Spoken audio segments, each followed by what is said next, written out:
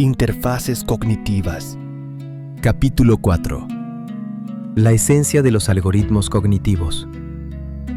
La libertad no consiste en una supuesta capacidad de elección fuera de las causas naturales, sino en el entendimiento y aceptación de estas causas. Baruch Spinoza, Ética. Partiendo de las ideas del filósofo Spinoza, todo cuerpo, como parte de un mismo Dios, de un mismo todo, comienza a ser consciente de sí mismo, más allá del bien y del mal, lo cual da inicio a una nueva etapa cognitiva en uno mismo, la etapa de la autorregulación, del autocontrol, del autoconocimiento y de la autodisciplina. Porque en esta etapa ya no es el otro el que tiene la culpa, siempre soy yo, siempre uno es responsable, lo cual nos da mucha libertad y mucha responsabilidad. Desde este lugar fue cuando dormía una siesta que duraría tan solo unos minutos, en el que me encontré con este mensaje. Desperté y era tan claro. La humanidad, como parte de esta matriz, de esta zona de creación, de compilación de estos algoritmos, para buscar nuestra verdadera esencia, nuestro origen, debería escribir cómo percibe que están declarados nuestros algoritmos cognitivos. Es decir, intentar hacer retroingeniería a nuestra propia conciencia e intentar de replicar esos programas que nos hacen percibir y entender tal y como lo hacemos. Es por eso que quiero invitar a todas las personas que estén leyendo esto, que intenten escribir los siguientes algoritmos basándose en: si tuviesen a su alcance una computadora tan poderosa como el universo, ¿qué algoritmos escribirían para desarrollar un ser con su propia conciencia? Quizás si todos juntos podemos responder esa pregunta, podremos comenzar a entender un poco más sobre nosotros mismos, sobre nuestro origen, nuestra creación. Es por eso que creé un repositorio para que juntos como comunidad, como humanidad, comencemos a escribir estos maravillosos algoritmos cognitivos, los cuales compilan hoy en día en nuestro cuerpo, nuestro gran y preciado vehículo para nuestra alma. El despertar del código interno. Hay un momento en la vida de toda conciencia donde algo cambia de manera irreversible. No es un evento externo, no es una circunstancia que podamos señalar en el calendario. Es más bien un umbral interior que se cruza silenciosamente, generalmente durante el sueño, en ese estado liminal donde el alma habla sin las interferencias del ruido cotidiano. Y entonces despiertas, y lo que antes era confuso, ahora es cristalino. Tú eres parte de algo infinitamente más grande, y sin embargo, tú eres también completamente responsable de ti mismo. Esta revelación tiene raíces antiguas. Hace más de 300 años, un pulidor de lentes en Ámsterdam llegó a una conclusión que le costó la excomunión de su comunidad. No existe separación entre lo divino y la naturaleza. Dios no es un ser externo que juzga desde las alturas. Dios es la naturaleza misma, la sustancia única de la que todo está hecho, desde las galaxias hasta el pensamiento más fugaz que atraviesa tu mente mientras lees estas palabras. Deus sive natura, Dios o naturaleza, escribió Spinoza, sabiendo que esas tres palabras en latín contenían una bomba conceptual que tardaría siglos en detonar completamente. Si todo es parte de una misma sustancia, entonces tú también lo eres. Tu conciencia no es un accidente cósmico ni un regalo arbitrario de una deidad caprichosa. Es la forma en que el universo se experimenta a sí mismo a través de ti. Eres un modo particular de la sustancia infinita, una ola única en un océano sin orillas. Y aquí viene la parte que muchos prefieren evitar. Si eres parte del todo, no hay nadie afuera a quien culpar. No hay demonios externos. No hay fuerzas malignas que conspiran contra ti. No hay un destino cruel que te persigue. Hay patrones, hay causas y efectos. Hay algoritmos que procesan información. Y tú eres tanto el programa como el programador que despierta su propia programación. La sustancia única y la conciencia que emerge. El monismo espinociano no es una curiosidad filosófica para discutir en seminarios académicos. Es una descripción operativa de la realidad que tiene consecuencias prácticas inmediatas para quien la comprende. Si solo existe una sustancia, llamémosla Dios, naturaleza, totalidad, código fuente o como prefieran, entonces los atributos que conocemos, el pensamiento y la extensión, la mente y la materia, son simplemente dos maneras diferentes de observar lo mismo. No son dos reinos separados que misteriosamente interactúan. Son el mismo proceso visto desde ángulos distintos. Esta comprensión resuelve un problema que ha atormentado a la filosofía occidental desde Descartes. ¿Cómo puede la mente, siendo inmaterial, mover un cuerpo material?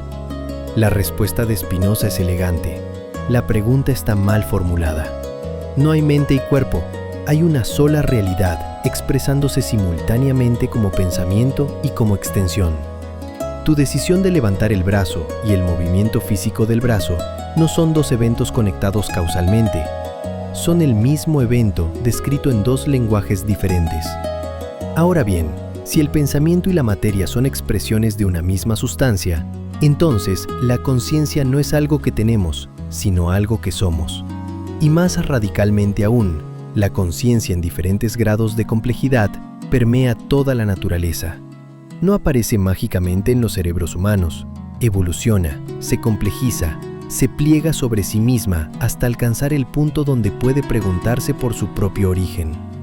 Este momento de autorreferencia, donde el universo se contempla a sí mismo a través de una configuración particular de materia llamada ser humano, es lo que podríamos llamar el despertar del algoritmo a su propia naturaleza algorítmica. Más allá del juicio, el territorio de la responsabilidad total. Hay una frase que suena liberadora y aterradora al mismo tiempo, más allá del bien y del mal. Ha sido malinterpretada durante siglos como una invitación al libertinaje o como la bandera del nihilismo. Pero su significado original es mucho más sutil y profundamente práctico. No se trata de abandonar la ética, se trata de trascender la moralidad como sistema de premios y castigos externos para entrar en el territorio de la responsabilidad total. Cuando dejamos de dividir el mundo en categorías rígidas de bueno y malo, correcto e incorrecto, empezamos a ver patrones más profundos. Empezamos a notar que lo que llamamos malo generalmente es el resultado de interfaces cognitivas mal calibradas, de algoritmos que procesan información de manera que genera sufrimiento innecesario. No hay maldad esencial en nadie, hay programación defectuosa, hay capas de condicionamiento que distorsionan la percepción, hay miedo cristalizado en patrones de comportamiento destructivo. Esta perspectiva no elimina la responsabilidad, la amplifica hasta el infinito. Si no hay un diablo tentándome ni un Dios castigándome, entonces todo lo que hago surge de mi propia estructura interna. Mis decisiones son expresiones de mi programación actual, y aquí está el giro crucial. Si soy consciente de mi programación, puedo modificarla. La libertad, como intuía Spinoza, no es la ausencia de determinación, sino la comprensión de las causas que me determinan. Conocer mis algoritmos es el primer paso para reescribirlos. Siempre soy yo, siempre uno es responsable. Esta frase, que puede sonar como una carga insoportable, es en realidad la llave hacia la libertad genuina. Mientras culpe a otros, mientras atribuya mi malestar a circunstancias externas, estoy declarando mi impotencia. Estoy diciendo, no tengo control sobre mi experiencia. Pero en el momento en que asumo responsabilidad total, no culpa, que es otra cosa, recupero el poder de transformación. Si yo soy la causa de mi sufrimiento, yo también soy la causa de mi liberación. El impulso primordial. Persistir en el ser. Spinoza identificó en cada cosa existente un impulso fundamental que llamó conatus, el esfuerzo por perseverar en el propio ser. Este no es simplemente el instinto de supervivencia biológica, aunque lo incluye, es algo más profundo, la tendencia inherente de cada configuración del universo a mantener su coherencia, a seguir siendo lo que es mientras se despliega en el tiempo. En términos algorítmicos, el conatus sería el bucle principal del programa, la función que se ejecuta continuamente para mantener la integridad del sistema. Pero en los seres conscientes, este impulso se vuelve reflexivo. No solo buscamos persistir de cierta manera. Buscamos crecer, expandirnos, aumentar nuestra potencia de acción. El conatus humano no se satisface con la mera supervivencia, anhela la plenitud. Aquí es donde entran la autorregulación, el autocontrol, el autoconocimiento y la autodisciplina como expresiones refinadas del conatus. No son represiones del impulso vital, sino su canalización inteligente. La persona que domina sus impulsos no está negando su naturaleza, está optimizando sus algoritmos para que produzcan resultados más alineados con lo que realmente desea en su nivel más profundo. El autoconocimiento es la primera puerta. Sin conocer el código que me ejecuta, cualquier intento de modificación será ciego, torpe, contraproducente. ¿Cuáles son mis patrones recurrentes? ¿Qué estímulos activan qué respuestas? ¿Dónde están los bucles infinitos que me mantienen atrapado en comportamientos que ya no me sirven? Esta exploración interior no es narcisismo, es ingeniería diagnóstica aplicada al software más complejo del universo conocido, la psique humana. Retroingeniería del alma, desarmando el código. La retroingeniería es una metodología que consiste en analizar un producto terminado para entender cómo fue construido, cómo funciona internamente y cómo podría ser mejorado o replicado. Normalmente se aplica a máquinas, software, dispositivos electrónicos. Pero, ¿qué pasaría si la aplicáramos a nosotros mismos? La propuesta es audaz. Tratar nuestra conciencia como un sistema que puede ser desmontado, estudiado, comprendido. No para reducirla a mecanismos sin alma, sino para descubrir los principios profundos que la organizan. Si tuviéramos acceso a una computadora tan poderosa como el universo mismo, y de hecho estamos dentro de esa computadora, ¿cómo escribiríamos los algoritmos que generan conciencia? Piénsalo así. Cada experiencia que tienes es el resultado de procesos que transforman información en significado. Los estímulos sensoriales entran como datos brutos. Algo los procesa. Emerge una percepción coloreada por emociones, categorizada por conceptos, narrativizada por memorias. Este algo que procesa es lo que podríamos llamar tu interfaz cognitiva, pero visto desde dentro, experimentado en primera persona, es simplemente tú. La invitación a escribir los algoritmos de la conciencia es, en el fondo, una invitación a la introspección radical. ¿Cómo funciona la atención? ¿Qué reglas gobiernan la formación de recuerdos? ¿Cómo se generan las emociones a partir de las interpretaciones? ¿Cuál es la arquitectura que permite que surja el sentido del yo? Estas preguntas, formuladas con mentalidad de ingeniero, pueden abrir puertas que la filosofía tradicional dejó entornadas. Y aquí hay una paradoja hermosa. El sistema que intenta comprenderse a sí mismo está inevitablemente limitado por sus propias estructuras. Es como un ojo que intenta verse a sí mismo sin espejo. Y sin embargo, la conciencia humana tiene algo extraordinario. Puede volverse sobre sí misma, puede observar sus propios procesos mientras ocurren, puede, hasta cierto punto, modificar su propia programación en tiempo real. Esta capacidad de metacognición es quizás el algoritmo más sofisticado de todos. El mapa de las 10 dimensiones. Las tradiciones esotéricas desarrollaron hace milenios mapas detallados de la conciencia humana y su relación con lo divino. Uno de los más sofisticados representa el universo interior y exterior como un árbol con 10 esferas interconectadas, cada una representando una dimensión o modo de ser. Desde la corona más alta, donde la conciencia individual se disuelve en la unidad primordial, hasta el reino más denso de la experiencia material ordinaria, este mapa traza un camino de descenso y ascenso. Traducido a nuestro lenguaje de algoritmos, cada esfera es una capa de procesamiento, un nivel diferente donde la información se transforma de cierta manera específica. La esfera del discernimiento procesa de manera diferente que la esfera de la compasión. La esfera de la victoria opera con lógica distinta que la esfera del esplendor. El ser humano contiene todas estas dimensiones simultáneamente, aunque generalmente solo somos conscientes de algunas. Lo fascinante de este antiguo mapa es que no presenta una jerarquía simple de mejor y peor.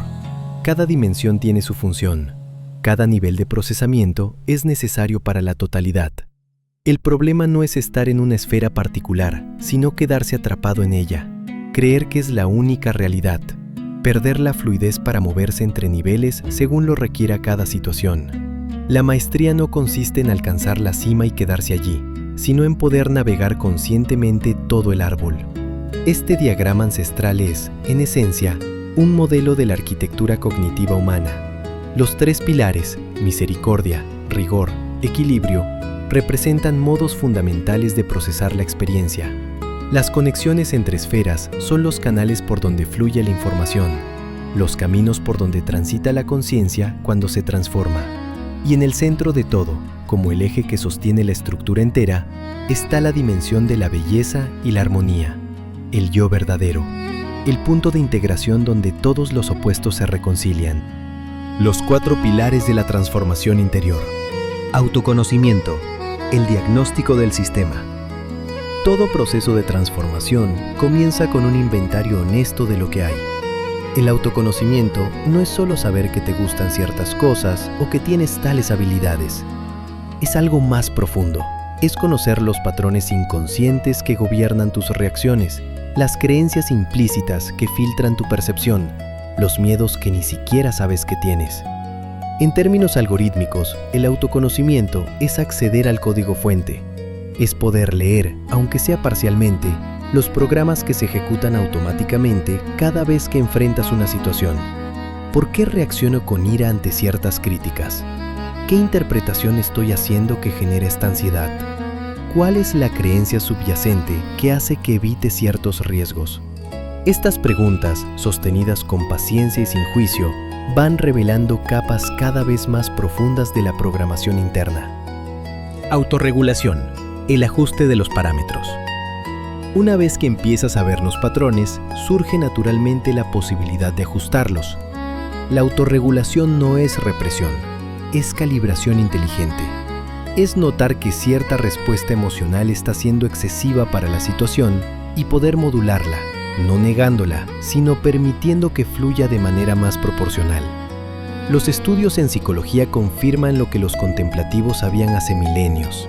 La capacidad de autorregulación es uno de los mejores predictores de bienestar y éxito en la vida. No porque garantice resultados externos, sino porque permite mantener el equilibrio interno independientemente de las tormentas externas. Es la diferencia entre ser arrastrado por cada emoción y poder surfear las olas sin perder el centro. Autocontrol, el dominio de la ejecución. El autocontrol es la capacidad de elegir la acción en lugar de reaccionar automáticamente. Es el espacio entre el estímulo y la respuesta que Viktor Frankl describió como el asiento de nuestra libertad. Cuando puedo pausar antes de actuar, cuando puedo observar el impulso sin identificarme completamente con él, entonces tengo opciones que antes no existían. No se trata de nunca ceder a los impulsos, se trata de que la decisión sea consciente. A veces el impulso es sabio y seguirlo es lo correcto. Otras veces es un programa obsoleto que ya no sirve a tus propósitos más profundos.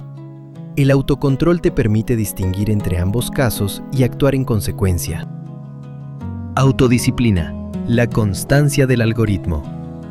Finalmente, la autodisciplina es la capacidad de sostener en el tiempo las modificaciones que has decidido implementar. No basta con tener un momento de claridad. Es necesario que esa claridad se traduzca en prácticas consistentes que con la repetición van reescribiendo los patrones neuronales. La autodisciplina es el commit que guarda los cambios en el repositorio.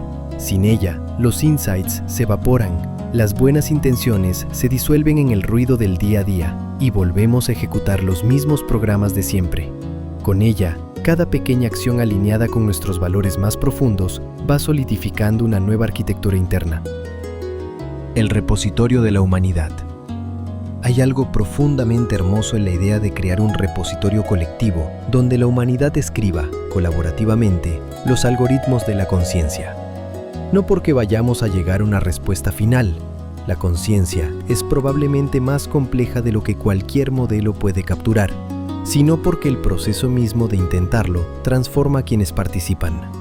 Cuando te sientas a escribir cómo crees que funciona la atención, o cómo se genera una emoción, o cómo surge el sentido del yo, estás haciendo el ejercicio más profundo de introspección posible.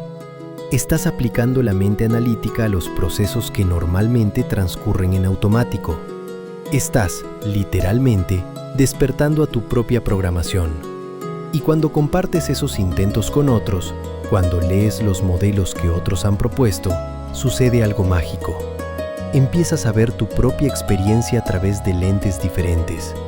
Quizás alguien describe un proceso que tú experimentas pero nunca habías articulado. Quizás otra persona tiene una perspectiva que ilumina un punto ciego en tu autocomprensión. La conciencia explorándose a sí misma se multiplica cuando se hace en comunidad. El cuerpo, decía la semilla, es nuestro gran y preciado vehículo para nuestra alma. Pero podríamos ir más allá. El cuerpo es también el hardware donde compilan los algoritmos.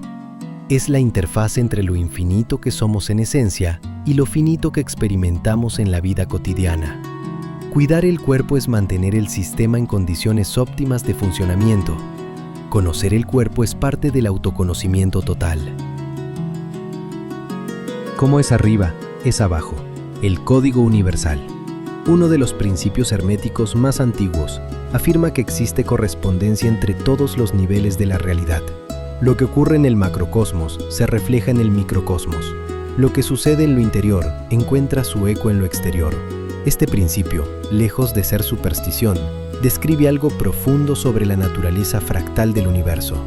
Si la misma sustancia se expresa en todas las escalas, entonces los patrones que gobiernan una galaxia tienen resonancias con los patrones que gobiernan una célula, y estos con los patrones que gobiernan un pensamiento.